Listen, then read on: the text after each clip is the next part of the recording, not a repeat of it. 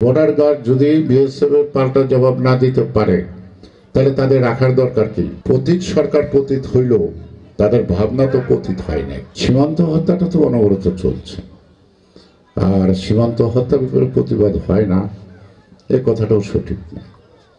কারণ এই হত্যাকাণ্ডকে আমি কখনোই স্বীকার করতে পারবো না।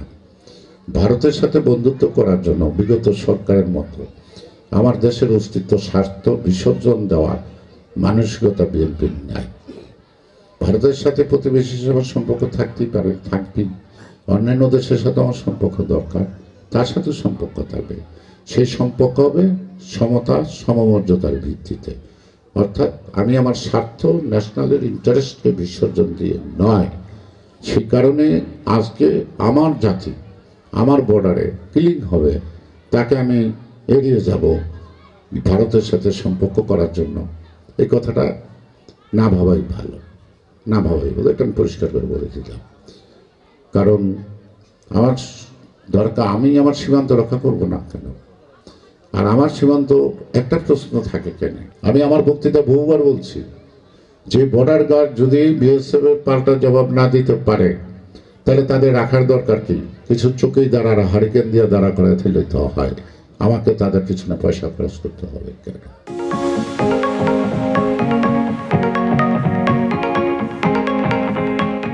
সুতরাং রাজনৈতিক কূটকৌশল, দেশি বিদেশি ষড়যন্ত্র আছে।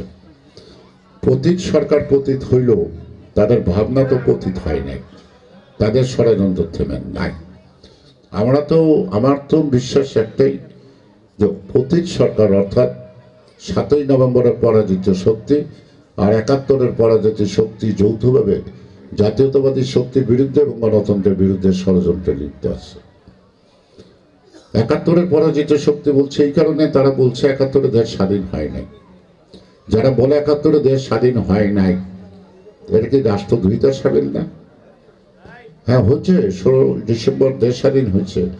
হয়তো আমার দেশটা স্বাধীন রুগ্ন হয়েছে, কিন্তু এটাকে সুস্থ সবল করার দায়িত্ব তো আমার দেশের দলের, সবাই মিলে। সে কারণে আমি আমার সন্তানের জন্মকে তো অস্বীকার করতে পারি না, আমার দেশের জন্মকে তো অস্বীকার করতে পারি না। আজকে লক্ষ লক্ষ প্রাণ মা বোনের সম্ভব দিয়ে যে স্বাধীন বাংলাদেশ আমি পেয়েছি, সেটাকে যারা অস্বীকার করে তাদের সাথে আমার কি আর নিরসন আছে? আর কি ঝগড়া করার কি আছে?